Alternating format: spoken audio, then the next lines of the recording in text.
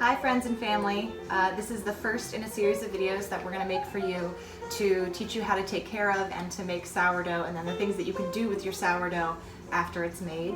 So the first thing that I'm going to show you in this video is how to care for your sourdough start. You should get a sourdough start that looks something like this. If you're getting this as the 2019 Christmas gift, then it'll already be fed once, so you'll see it's a little bubbly. That's how you can tell whether or not your start is ready to use. So we'll talk about this a little bit more later, but the sourdough start itself is fed regularly, and then what you make your sourdough out of is actually a separate thing. It's like a reserve stockpile of sourdough start. And so we're starting from sourdough start that has recently been fed, and you can tell that it's happy and healthy because it's got these little gas bubbles in it. Here, look. See, you can see those little gas bubbles in there? That means it's a happy, healthy start, and it's got some yeast building up, some gases building up. So the first thing that I'm going to do is use a food scale. Ours looks like this, and we need to calibrate it and make sure that it's on the right unit. So it'll be in grams. Make sure yours is in grams.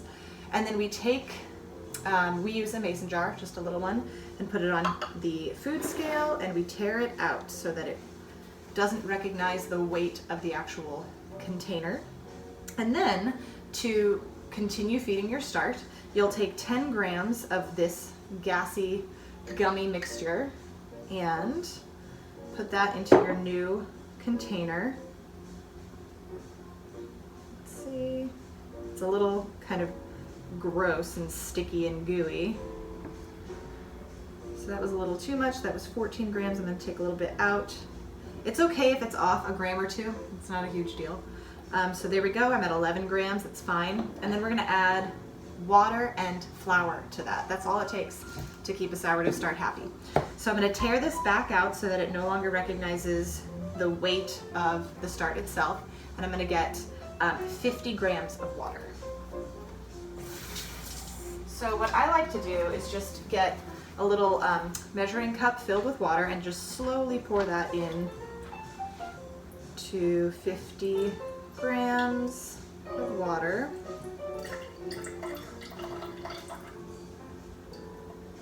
And there we go. And then before you add flour to this, mix the start and the water together.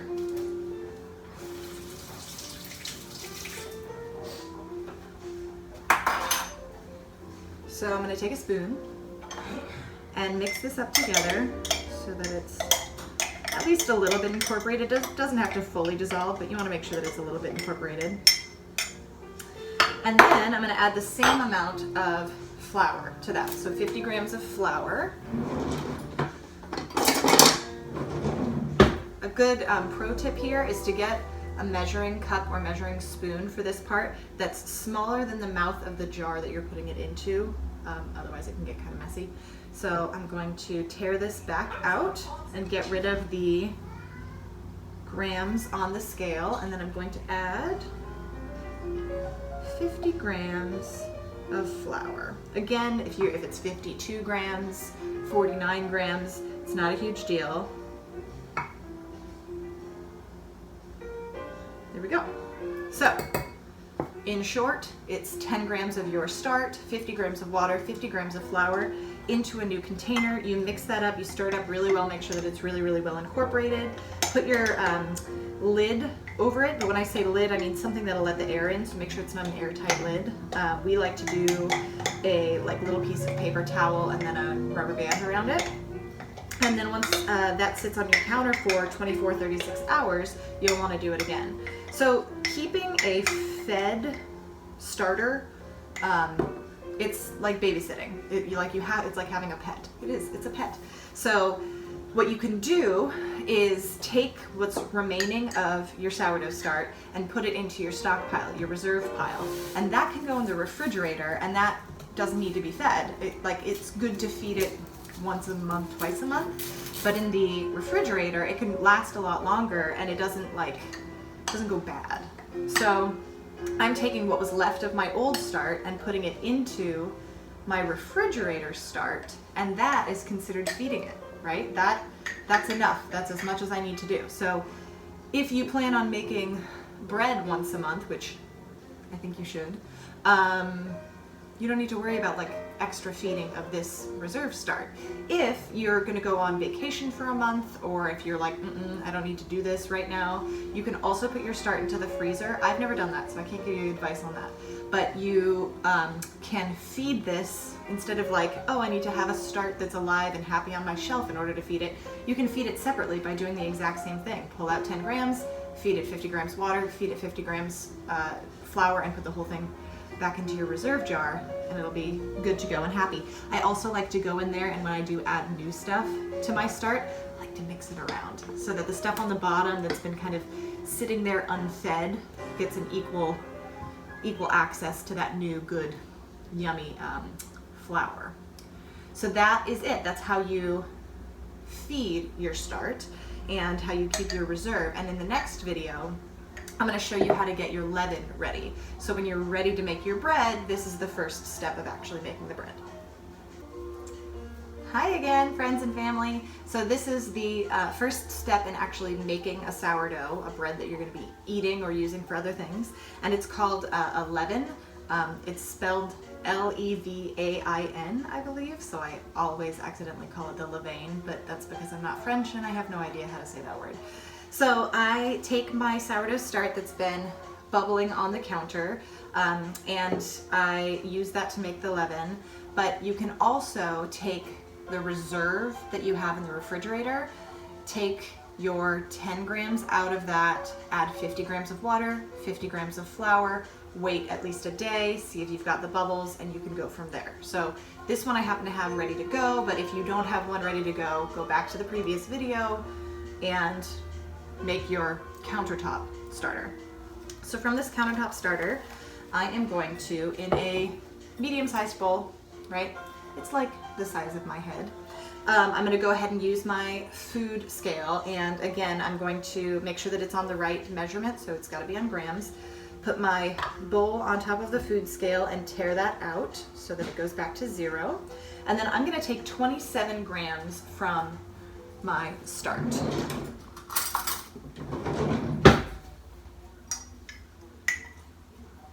Go.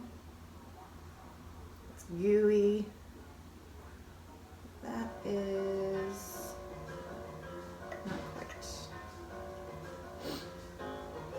Ooh, 28. We'll call that good. So again, this start that's right here, if I wanted to keep it going on the countertop, I would take out 10 grams, 50 of water, 50 of flour, and put it back on my countertop. So to this, we're going to add 135 grams of water. So I'm going to tear back out my little food scale, and I'm going to add 135 grams of water.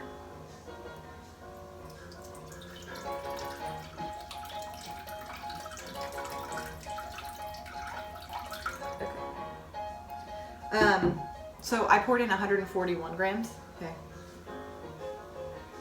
That was not for dramatic effect. I poured in 141, so I'm just going to take this little cup and I'm going to remove some of it. Yeah, 136. We'll call that good. So in one of the videos that I watched when I was learning how to do this, the woman who was teaching how to create her bread was really keen on using your hands for a lot of this, because you need to be able to feel the texture of what you're working with. So in this process, you've added your 27 grams of your start, your 135 grams of water, and you should use your hands for this next part. So pinching your little start in the water, get it incorporated as much as you can, just like we did when we were feeding our start, but this time you can really get it incorporated, right? Because there's more water to start ratio than there was before. So get that really, really crunched up so that it's nicely dissolved into the water, and then you're going to add equal parts flour to that. So it was 135 grams of water, and we're going to add 135 grams of flour. Okay, looking good. And I will now start spooning in 135 grams of flour. Tearing back out my food scale. There we go. And I'm just going to start adding a spoonful at a time to get to 135. And then if you happen to not have a food scale at home, which like honestly I didn't before making sourdough, There are measurement calculations, you can Google how much is 135 grams of water, and it'll tell you an approximate. The tricky thing with flour and like physical substances like that is that the amount in a cup, if you pushed it down into it, versus the amount in a cup if you haven't, can be pretty significant. That's why they want to go on the weight scale. So, you know, get yourself a food scale. They're not too expensive. When it's your birthday, let me know. I'll get you a food scale. But 135 grams of water, 135 grams of flour, in with the 27 grams of the start. And again, we're going to use our hand to mix this up. And this part's can get a little gooey.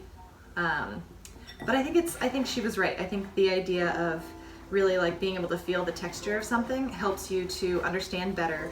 Like if you wanted to, you could start experimenting with different types of flour. For instance, one of our loaves that we made recently, we incorporated rye flour, and that was just a happy accident. We had run out of bread flour.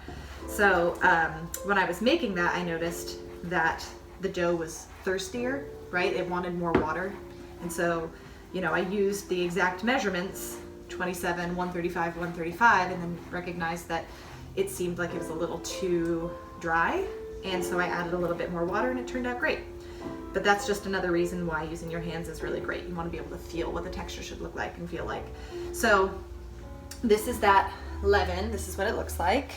It's kind of gooey to the touch, right? And so that's going to sit in this bowl overnight. And it's going to become a little bit smoother looking. It's going to form its own gas bubbles. And from there, we would take it into the full day of sourdoughing.